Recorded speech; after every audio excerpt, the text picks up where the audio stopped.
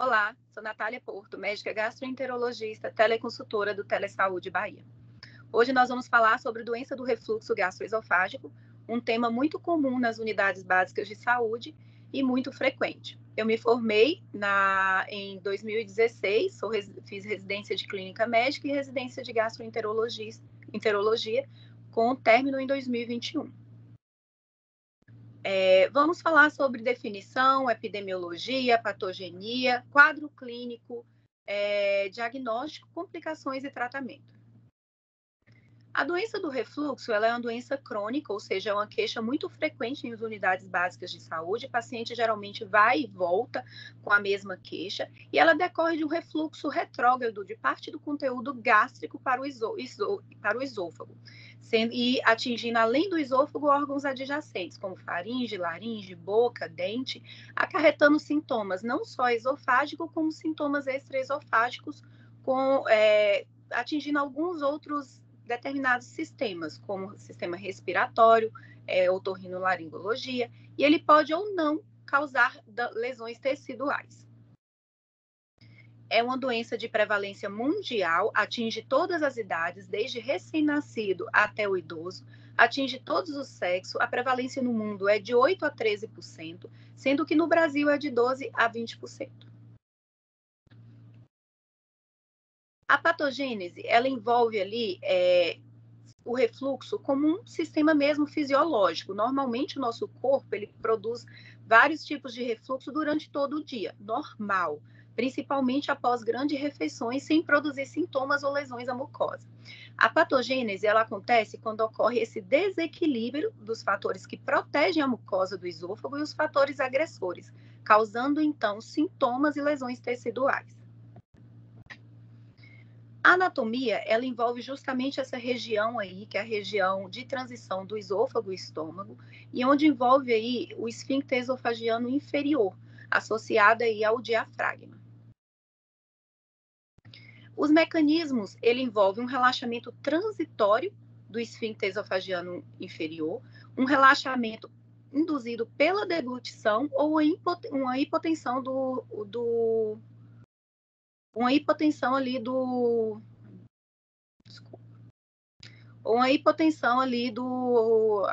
esfíncter, uma hipotensão do esfíncter, que é o que ocorre geralmente nas hérnias de hiato. Uma das principais causas de doença do refluxo é a hérnia de hiato, como a gente vê, ocorre aí um desbalanço nessas estruturas ali que compõem o esôfago, há uma hipotensão do esfíncter, e aí o diafragma desce um pouquinho, causando o que a gente chama bolsa gástrica. A depender do tamanho da bolsa gástrica, a depender de onde que ficou o esfíncter esofagiano superior e aonde está formando ali a bolsa, é que a gente vai induzir o tratamento da hérnia de hiato. A patogênese, a depuração esofágica do ácido, do esôfago, ele não é preparado para receber alimentos ácidos. Então, tem dois mecanismos ali de defesa, tanto a depuração por volume, que é o clearance mecânico, quanto a depuração ácida, que é o clearance clínico. O mecânico envolve justamente essa estrutura anti-refluxo, essa estrutura de diafragma, de esfíncter. E a depuração ácida é a depuração química que faz tamponamento ali no esôfago. A resistência do tecido, o tecido ele é produzido ali para que tenha toda essa resistência ao ácido. Então, tem uma defesa epitelial e uma defesa pós-epitelial. Na epitelial, a gente tem as estruturas que a gente chama funcionais e estruturais. As estruturais são as membranas, os complexos juncionais, e as funcionais envolvem o tamponamento, que é feito justamente para que esse ácido seja tamponado e que seja eliminado os íons de hidrogênio. A defesa pós-epitelial é aquela que ocorre depois do tecido para que tudo ocorra um equilíbrio.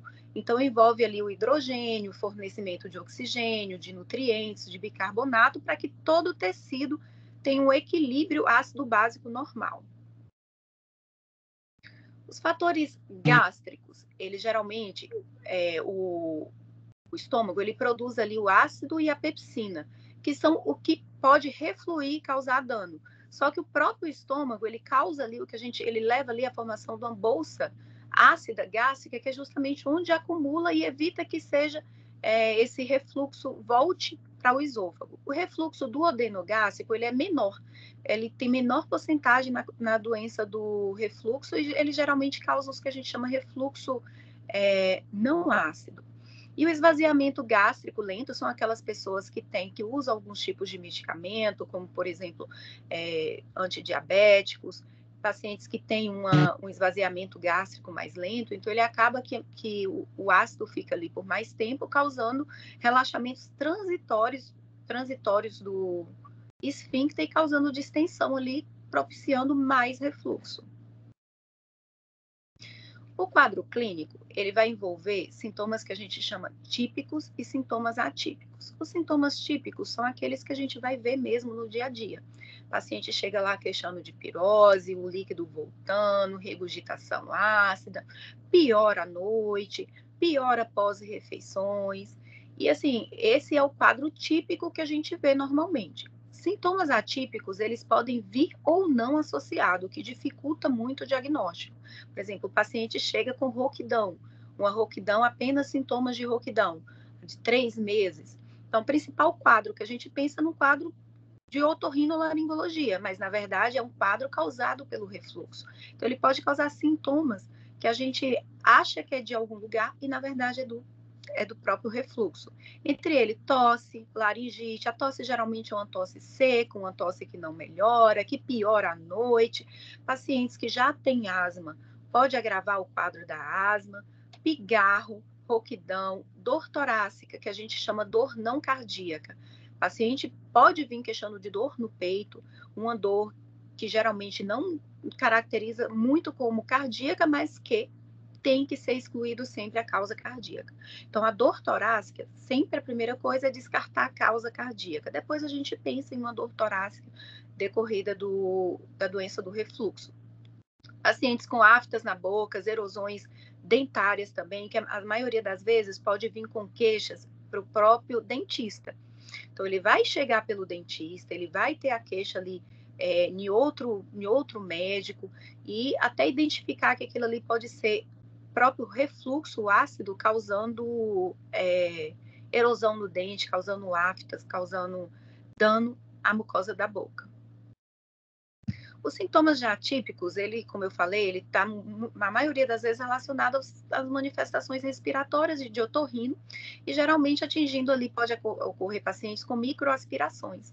Tem até paciente, por exemplo, neurológico, paciente que tem dificuldade de deglutição, que o refluxo volta, causa microaspirações e pode causar até pneumonia química, que é o que a gente chama, ou a pneumonia mesmo bacteriana devido ao líquido mesmo do estômago.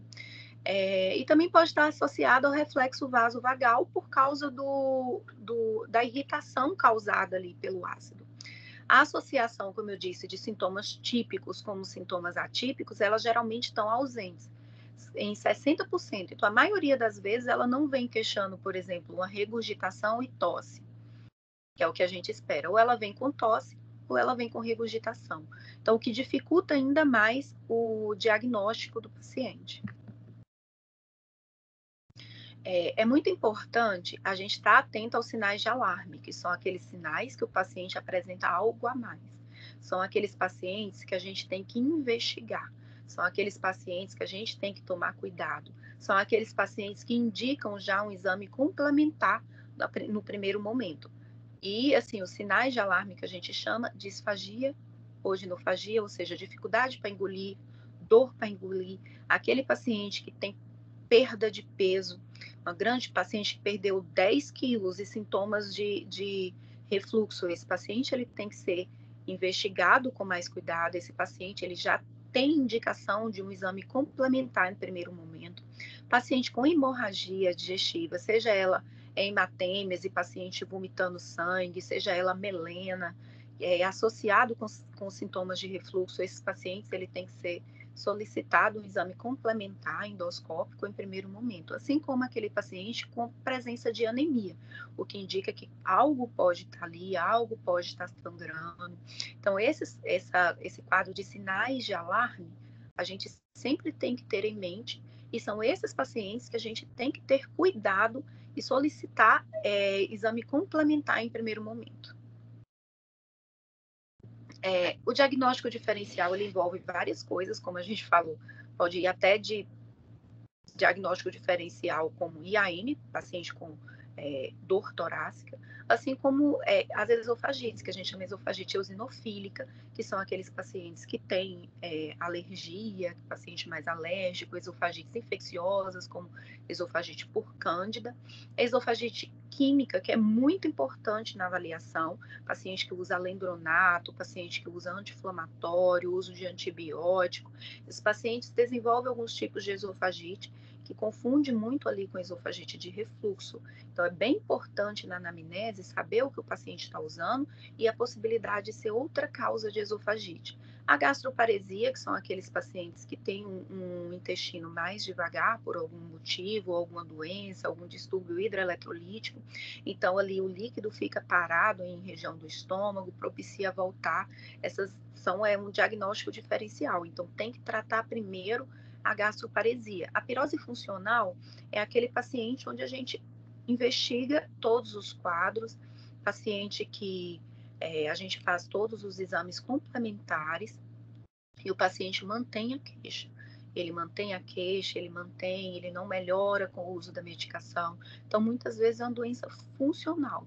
E nesse caso, o tratamento não exige outro tipo de tratamento além do tratamento com IBP. A gente pode usar, por exemplo, um tricíclico, alguma outra medicação. O divertículo esofagiano, que são aqueles divertículos presentes no estômago, principalmente no esôfago, principalmente aqueles divertículos maiores, em que acumula ali, acaba acumulando alimentação e causando também sintomas do refluxo. O diagnóstico ele é principalmente pela anamnese, exame físico do paciente, tem que avaliar bem os sintomas, a frequência, qual quantidade de vezes que está vindo no dia, se vem mais durante o dia, se vem mais durante a noite, se vem após as refeições, se está associado, por exemplo, quando usa algum tipo de roupa apertada. Então, assim, a anamnese é muito frequente. Está atento sempre a perguntar sobre os sinais de alarme, que são aqueles que a gente falou anteriormente, e é quando a gente vai ter mais cuidado. Se o paciente tem dor torácica associada, o paciente deve ser encaminhado ao cardiologista, tem que excluir uma causa cardíaca a princípio, tá? E lembrar sempre que o paciente que é uma doença crônica, então é uma doença que requer recidivas e remissões. Então, um paciente que às vezes melhora por um período, volta novamente, apesar de que, assim, lembrando que não só o tratamento medicamentoso, mas como a gente vai falar lá mais à frente, o tratamento comportamental, ele é de extrema importância.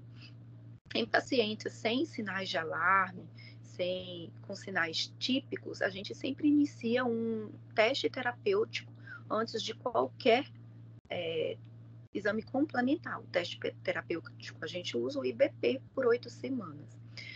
Se o paciente responde a esse teste terapêutico dentro de 8 semanas, a gente pode dizer o diagnóstico de doença do refluxo.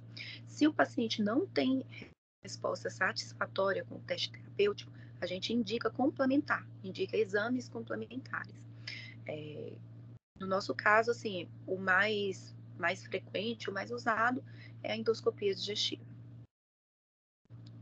Então, dentro dos exames complementares, a endoscopia é o que mais usa, mas tem baixa sensibilidade, porque apenas de 30% a 50% dos pacientes com queixa de doença do refluxo, com diagnóstico de doença do refluxo, apenas 30% a 50% ele tem a forma erosiva.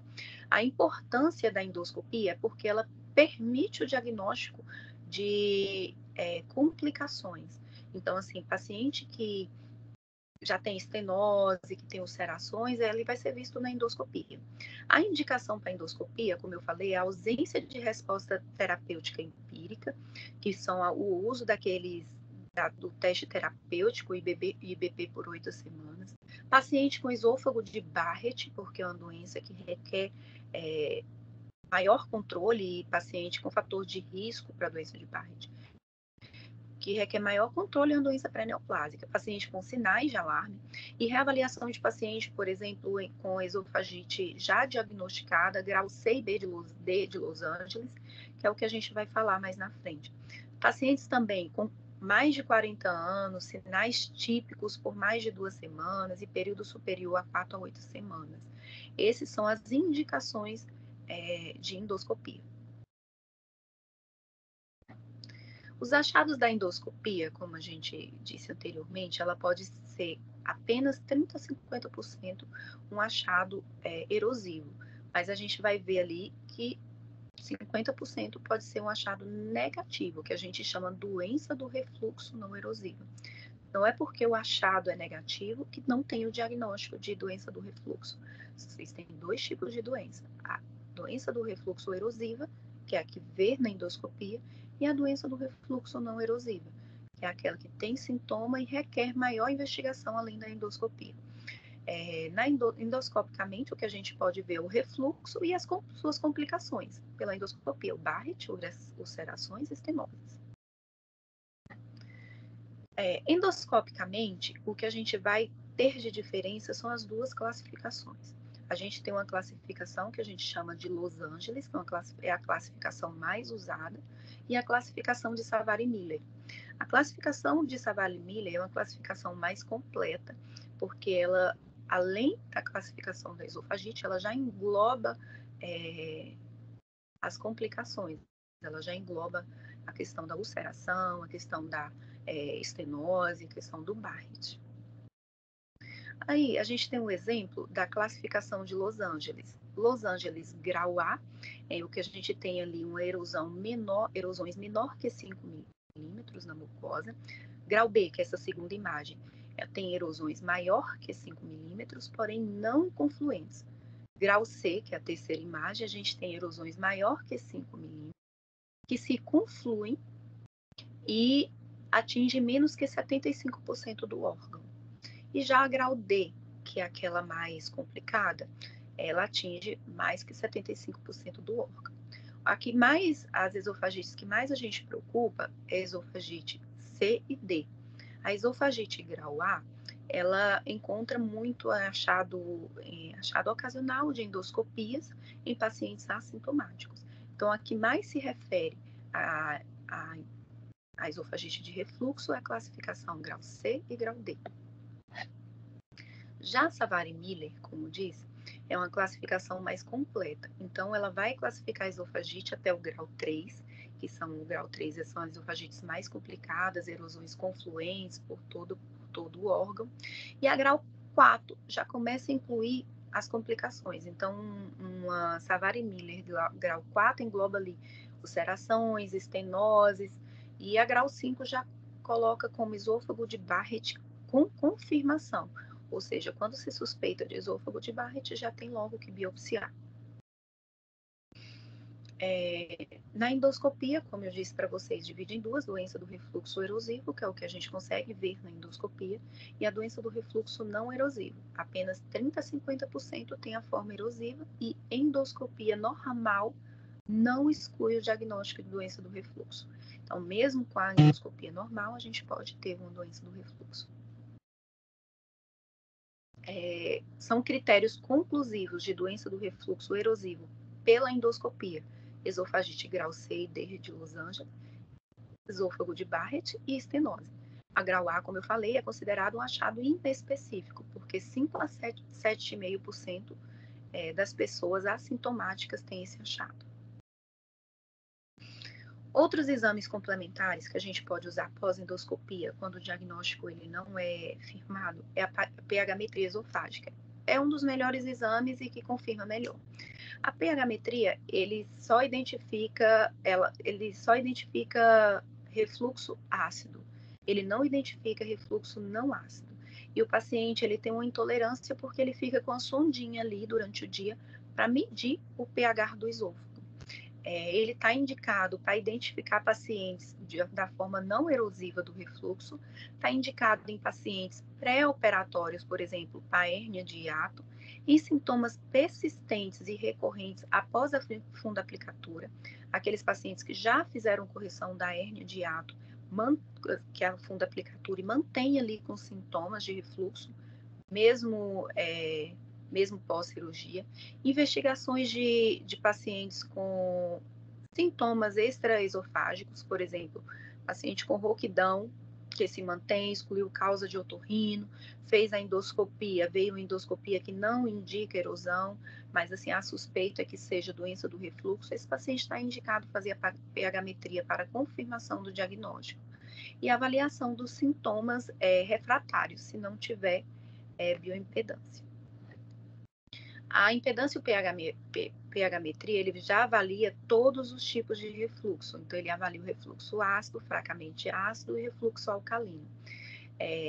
Está indicado também nos casos de persistências dos sintomas e suspeitas de refluxo mesmo com a pH-metria normal.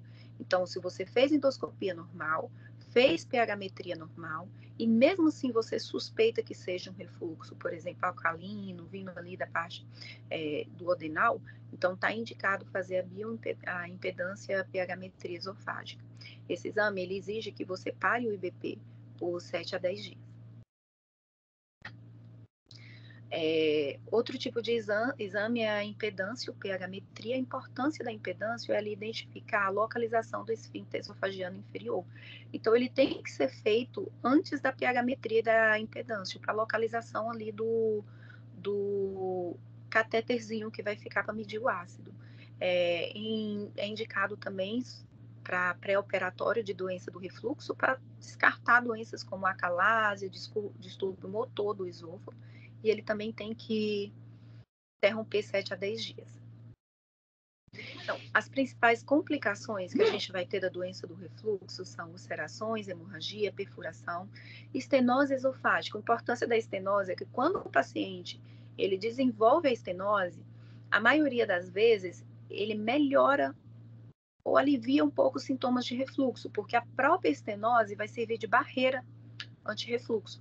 Então, aquele paciente que mantém refluxo, mantém, fez uma estenose, parou o refluxo, mas está com dificuldade de deglutição, provavelmente ele evoluiu com complicação, tá? Esôfago de Barrett, que é a substituição do epitélio normal do esôfago por um epitélio colunar metaplásico. Então, é um paciente que já tem uma metaplasia e dali a gente tem que estar mais atento, porque pode ser uma lesão pré-neoplásica.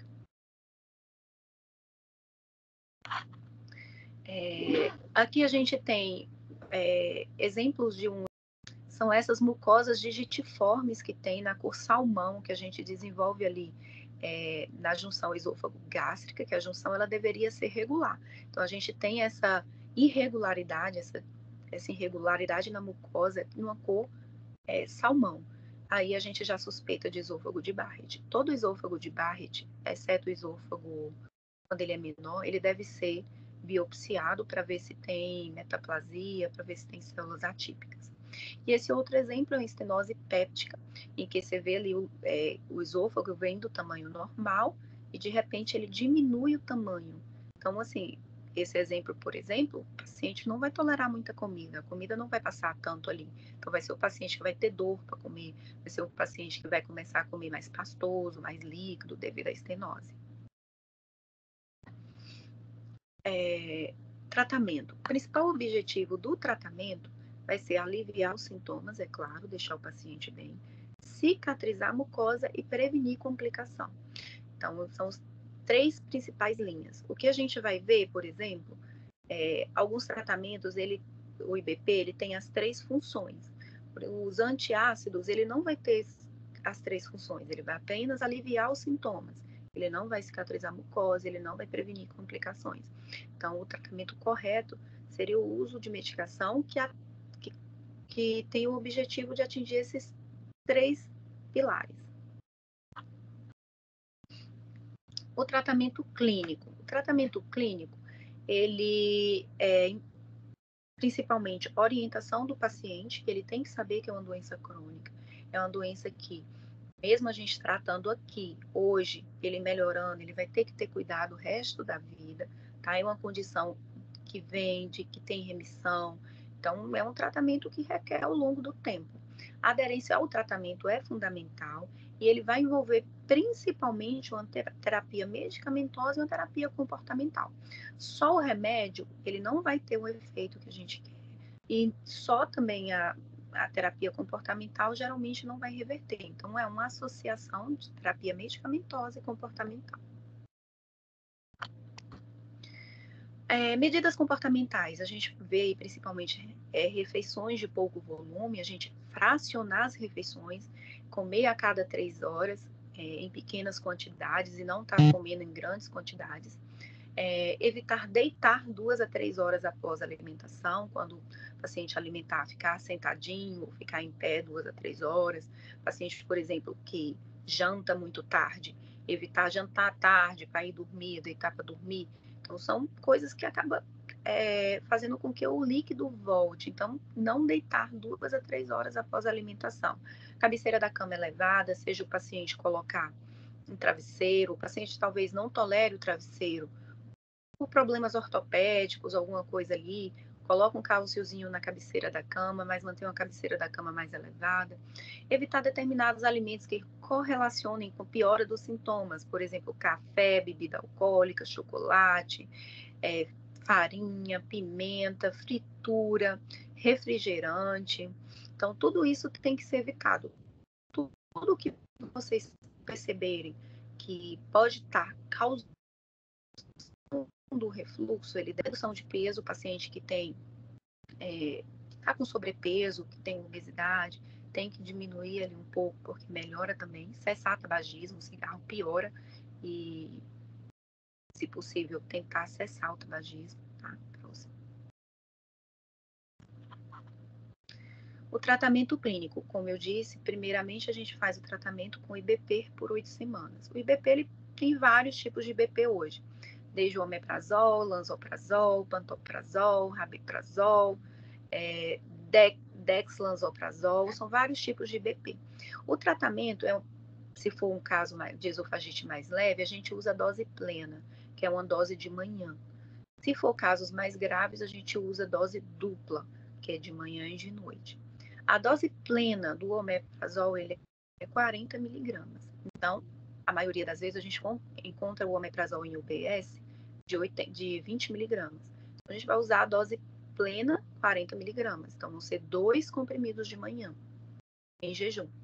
Então, a dose plena do omeprazol, 40 miligramas, lansoprazol, 30 miligramas, pantoprazol, 40 miligramas, rabeprazol, 20 miligramas, esomeprazol, 40 miligramas, pantoprazol, 40 miligramas e o deslansoprazol, 60 miligramas. Quando a gente fala em dose plena, é isso só de manhã. Pacientes mais graves, com quadro de esofagite grave, a gente dobra a dose. Então, vai ser omeprazol 40 miligramas de manhã, 40 miligramas à noite.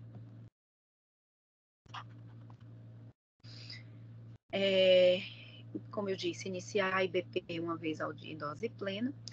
Não faz diferença você usar uma vez ao dia ou colocar 2 vezes ao dia. Você pode colocar 2 vezes ao dia se o paciente tiver muito sintoma noturno, mas geralmente a gente coloca só 40 miligramas pela manhã.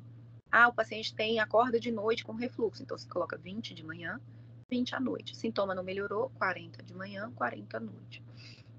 Eles devem ser tomados 30 a 40 minutos antes das refeições. E a dose de manutenção é sob demanda. Isso a gente vai avaliando no dia a dia no nosso consultório. Por exemplo, o paciente, a gente fez o tratamento empírico de 8 semanas. A partir de 8 semanas, a gente começa a diminuir. Se o paciente tolerou bem, diminuir, tirar a medicação, ele vai ficar sem a medicação, que é o ideal, apenas com as medidas comportamentais. O paciente não tolerou, ele vai ficar com a menor dose efetiva.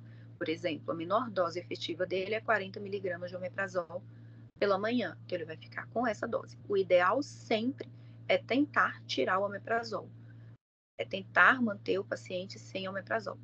Então, a gente tenta tirar o omeprazol, manter o paciente sem, apenas com as medidas comportamentais. Outras terapias medicamentosas hoje não estão tão disponíveis, os antagonistas de H2, que era a ranitidina anteriormente, principalmente para paciente que não tolera o uso do IBP, dos inibidores de bomba de próton. ele usa geralmente um comprimido de 12 em 12 horas. Hoje é mais difícil de ser encontrados. Os alginatos, os antiácidos também. Geralmente os antiácidos, eles atuam no tratamento sintomático, ele não vai atuar ali na cicatrização da mucosa, não vai prevenir complicação. São aquelas pastilhas, aqueles antiácidos que a gente geralmente vê muito paciente usando. Ele já chega e fala, doutor, eu melhoro com essa pastilha. Ele vai melhorar do sintoma? Ele vai. Os sintomas, ele vai. Mas ele não vai estar tratando a doença dele. Os procinéticos, ele, como a domperidona, ele atua muito ali nos sintomas dispépticos, como plenitude gráfica, eruptação. Então, ele está indicado se o paciente tiver esses sintomas. Hoje, o de mais novo que a gente tem são os bloqueadores de ácidos competitivos com potássio. É a nova geração dos IBPs, que não é mais o IBP, porque ele atua ali de uma forma diferente.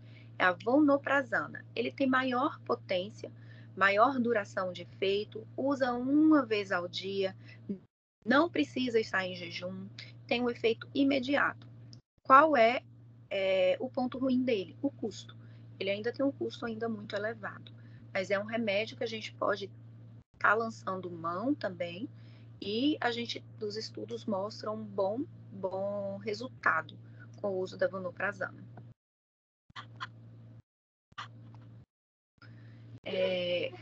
É dito como doença do refluxo refratário aqueles pacientes que têm falência da cicatrização da mucosa após o tratamento empírico, ou seja, teve uma resposta talvez parcial ou uma resposta não completa, persistência dos sintomas, mesmo com 8 semanas de dose dupla do fármaco.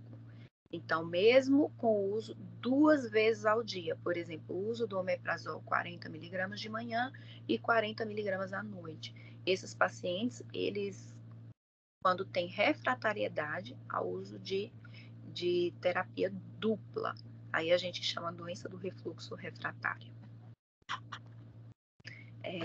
Nesses casos, quando tem refratariedade, a gente tem que investigar o porquê. Quase 50% dos casos, a causa é uma má adesão. É o paciente que não toma direito, é o paciente que começou a tomar, melhorou e para, o uso incorreto da medicação. A gente viu que a medicação ela tem que ser feita em jejum, então o paciente não toma em jejum, toma a qualquer hora, o paciente não segue as terapias comportamentais, paciente com pirose funcional, que geralmente são os pacientes que a gente não acha causas tão aparentes nos exames, e aqueles pacientes com doença do refluxo não ácida. Então, esses pacientes, eles geralmente são as causas de refratariedade. Então, sempre que vier com o paciente refratário, vê se ele está aderindo à medicação, vê se ele está fazendo as medidas comportamentais, e a gente pode até trocar um IBP por outro IBP. Avaliar um metabolizador mais rápido. Por exemplo, eu comecei com omeprazol, eu posso passar com esomeprazol, um pantoprazol, o deslanzoprazol também é um medicamento muito bom, ele também não precisa ser usado em jejum, e até a vonoprazana. Então, sair de um com a metabolização mais lenta e ir para uma metabolização mais rápida. Talvez o paciente responde de uma forma melhor. E avaliar também a questão de esofagite química. O paciente está usando anti-inflamatórios, o paciente está usando alendronato, antibiótico, porque pode causar também alguns tipos de esofagite, e a gente não tirar a causa, por exemplo, está usando o alendronato, tomar com mais água, ter todo o cuidado do alendronato. Porque se a gente não melhora essa parte, o refluxo também não melhora, porque na verdade é uma esofagite química. As outras terapias medicamentosas que a gente usa também são, por exemplo, o baclofeno, que é usado no tratamento do refluxo não ácido, tratamento do refluxo alcalino. Os neuromoduladores, gabapentina e pregabalina, para pacientes com refluxo funcional, e os antidepressivos tricíclicos. O tratamento cirúrgico, ele vai envolver principalmente aqueles pacientes que têm complicações e pacientes com hérnias de hiato, grandes hérnias ou hérnias de hiato que não melhora com tratamento medicamentoso. Dentre eles, a gente vai ter aqui a fundaplicatura, que é a correção ali da hérnia de hiato, está indicado em esofagites intensas, sintomáticas, recidivantes, principalmente em pacientes jovens. E tem uma taxa de recidiva também da hérnia, então tem que ser avaliado direitinho. E aí ele vai a fundo, a aplicatura vai envolver ali o reposicionamento do esfíncter esofagiano inferior e criação de uma válvula ali para reduzir o refluxo. O sucesso é de 67% a 95% dos casos. A terapia, algumas terapias endoscópicas, elas podem ser usadas em casos de complicações, por exemplo, estenose. A gente pode fazer ali uma dilatação da estenose para melhorar a alimentação do paciente. O esôfago de Barrett, a depender do tamanho, pode ser feito algumas terapias endoscópicas para isso, como mucosectomia, procedimentos para estar ajudando ali o esôfago do Barrett. E alguns outros que são a radiofrequência, como o Strecta e o TIF, que é pouco utilizado. Aqui eu estou deixando as referências utilizadas para a apresentação e quero agradecer a oportunidade de estar aqui. Obrigada.